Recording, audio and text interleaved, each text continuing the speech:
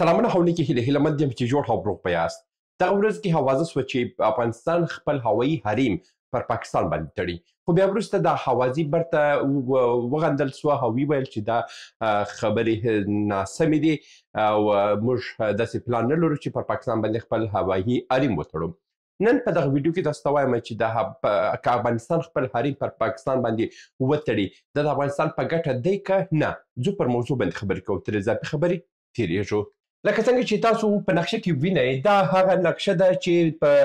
24 ساعته ډول باندې د نړۍ ټوله پروازونه تاسو ته ښکاره کوي چې اوس په دغه سایټ تاسو ته په 24 ساعته ډول باندې تاسو ته ښکاره کوي چې کوم تیاره پر کوم ځای ده او کوم هیوادونه اوس ډېرې الوتکې لري او کوم مسیرونه دي. دا ټول په دغه ویب سایټ کې تاسو لیدلی سئ او د دې ویب سایټ نوم دی فلایټ رادار 24 که تاسو په داسې کې هم ولیکئ، اپلیکیشن هم تاسو راوړئ او تاسو کولی سئ چې حتی که یو ملګری مو یو هیواد څخه بل هیواد ته ځي هم تاسو کولی سئ چې د هغه سفر مکملا په دغه ویب سایټ کې وګورئ چې دا کوم ځای ته رسېدلی دی. د مثال په ډول باندې ګورو چې دغه الوتکه ده، په دغه الوتکه کې ستاسو ملګری دی او دا د ډیلي څخه حرکت کړی دی او ځي فرانکفورت جرمني ته ځي او د هماغه ځای څخه دا مسیر ټول تاسو کتلی سئ چې کله حرکت کوي، کله کښېني او کله پرواز کړی، دا ټول تاسو ته ښیي. اوس تاسو ته وایم که په افغانستان پر پاکستان باندې خپل حریم بلکې نو دا د افغانستان په ګټه دی که نه دی. موږ په اصل کې چې کله هم یو په نړیوال سیاست کې هر عمل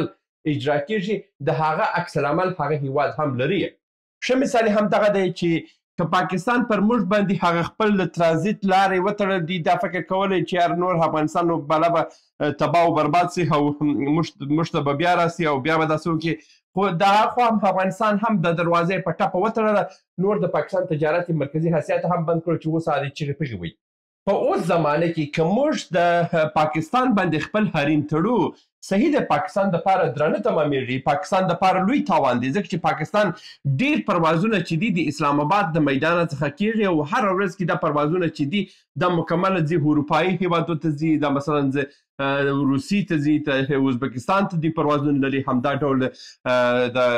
آذربایجان ته ځي، دا ډېر هیوادونو ته دوی پروازونه لري. همدغه پروازونه د افغانستان د مسیر څخه که دوی ورباندې بند کړي، دوی مجبور دي چې دا مسیر یوسي بیا چې شته په دې لار باندې یوسي او دا مسیر بدل کړي، یا پر چین باندې ولاړ شي او یا راس پر ایران باندې راسي چې دا لاره ورته اوږده کړي او پاکستان ته تاوان دی. اوس که پاکستان دی بیا عین او عکس العمل زموږ سره ترسره کړلو، نو زموږ دپاره چې کوم هم د کابل څخه پروازونه کېږي مستقیم راځي امارات ته راځي، د کابل څخه پروازونه کېږي راځي مستقیم ډیلي ته راځي، د کابل څخه پروازونه کېږي راځي عربستان ته هم موږ همیشه پروازونه لرو، عربستان ته راځي، قطر ته راځي،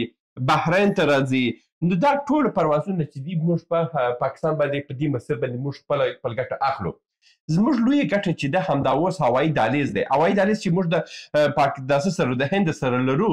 که د پاکستان مسیر پر موږ وتړل سي نو زموږ دپاره بیا موږ مجبور یو چې دا به داسې پر چین باندې راواړو او بیا راسو هند ته راسو او دا لاره اوږده کېږي. که چین موږ ته لاره رانه کړه بیا راسو پر ایران باندې او په دې ډول باندې ولاړ شو، دا پرته لاره پر موږ باندې اوږده کېږي. نو په داسې حساس باندې دا ډول تصمیم په هغه ورځ کې چې خبره اعلان هم سوه، په دې باندې زه بالکل خفه سوم چې ما دا کار که هر یو کړی اوس دا ډېر غلط کار سوی دی او دا د افغانستان دپاره ډېر دروند تمامېږي. خو ښه وایي چې دا خبره ژر تر ژره رد شوه او دا وویل چې داسې کوم څه نشته. اوس د پاکستان او د افغانستان په منځ کې چې زمیني د ځمکې چې کوم ترانسپورټ بند شوی دی، په هغه کې بالکل پاکستان تباه و برباد دی. اوس دا بعضې خلک به وایي چې یاره دا خو پاکستان ته وویل چې پر افغانستان باندې که ته مسیر بند کړې او د افغانستان دپاره داسې کېږي او پاکستان دا کار ونه کړي. پاکستان ځکه دا کار نه کوي چې پاکستان هره ورځ کې پر افغانستان باندې وددن 50 څخه تر 80 پروازونه پر افغانستان په مسیر باندې لري. افغانستان په یوه ورځ کې 6 پروازونه تر 12 پروازونه پر پاکستان باندې لري او په افغانستان ته دومره نه پرېوځي، مګر په پاکستان دپاره بیا ډېر درانه تمامېږي. صحیح دی، پاکستان دپاره لویه ضربه ده، خو د افغانستان دپاره په اوس په دغسې شرایطو کې چې موږ خپل ټولې میوې د ډیلي ته داسې کوو، یا د هوایي دهلیز لخوا موږ امارات ته رسو، یا عربستان ته موږ پروازونه ډېر دي، دغه وخت کې که دغه ډول تصمیم ونیول سي دا زموږ دپاره عواقب یې ښه نه دي او دا په دې ځایو کې باید د احساسات څخه کار وانخیستل سي او په دې ځایو کې باید د فکر کار واخیستل سي چې دغه ډول کارونه که موږ ترسره کړو دا زموږ دپاره د خیر کار نه دی خو زموږ دپاره تاوان دی. د مثال په ډول باندې که خدای مکړه همداسې یو حادثه راپېښ سوه نو بیا به د افغانستان دپاره تاوانونه څه شي وسي. د افغانستان دپاره ګوره چې دغه مسیر کې په دې ډول باندې حرکت کېږي داسې راځي ډیلي ته راځي نو هماغه $1 چې پر 1 کیلو باندې موږ چارچوي هماغه امکان لري چې $3 ته ورسېږي او یا $2 ته ورسېږي نو دا بیا په تجارانو باندې هم لوی اثر اچوي. ښه مثال یې هماغه چې څه موده مخکې هم چې پاکستان خپل مسیر پر افغانستان باندې بند کړی و موږ د دې خوا راتلو امارات ته راتلو که څه دومره لاره هم لیدلې نه وه خو بعض شرکتونو د $150 چې ټکټ و هغه یې واخیستل $300 ته یې ورسولو نو دې وخت کې بیا دغه هوایي شرکتونه هم خپل ناوړې ګټې اخلي. نو د اوس دپاره